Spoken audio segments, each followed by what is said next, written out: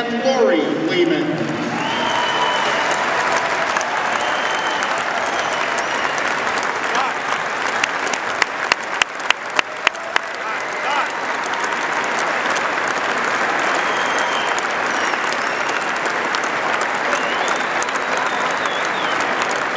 And now, fans, please turn your attention once again to the video boards as we pay tribute to Jack Leaman.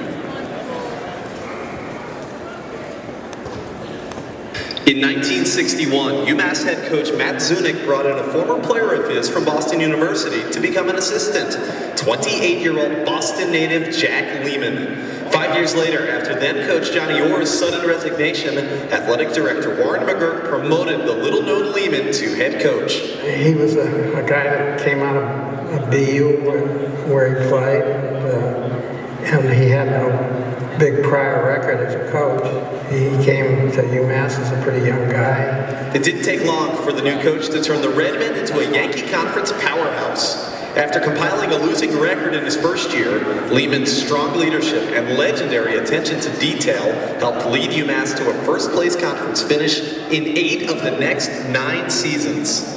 Coach Leaman was a patterned offense, and despite how good you were, or how good you thought you were, your job was to play the role. There was a fast break and you didn't hit the open man in practice and stop the practice. He'd introduce you to the person and say, that's Johnny, he's your teammate, he was ahead of you, you passed the ball. Jack was a pretty intense guy. I think everyone recognizes that. Very focused on the details, a no-nonsense kind of guy. Jack Leaman, he's such a passionate guy that he loved to coach and he loved to teach more than coaching.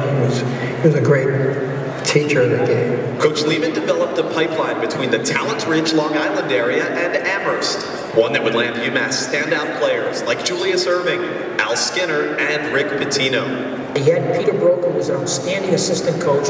Peter knew the New Jersey, New York area very well. He had Ray Wilson on his staff, who had been Julius Erving's coach. Ray came a little later.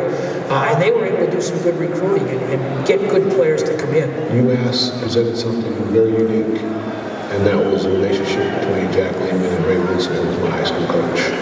And they had attended BU together, and they were friends. UMass offered me a personal experience that I wouldn't have gotten elsewhere because of their relationship, and I think that was really the driving influence for deciding to go there. With all the great talent aboard, Leaman's teams made the NIT 6 times in the first 8 years of the 1970s. As demanding as he was on the court, the coach had a personal side that made him a friend and mentor to many.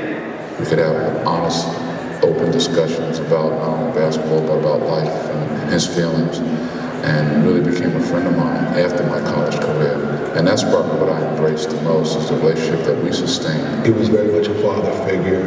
My father died when I was very young, so it was important to have, a male figure outside my home. And from 18 to 21, it was principally Jack. When I was a junior, my dad passed away during the basketball season. Relatives came up and picked me up and brought me home. At the wake, Coach Leaman and the basketball team showed up. That's basically the type of guy Coach Leaman was. I remember meeting him in Boynton one day and I introduced myself. Of course, I thought I was meeting Red Army because he was the coach.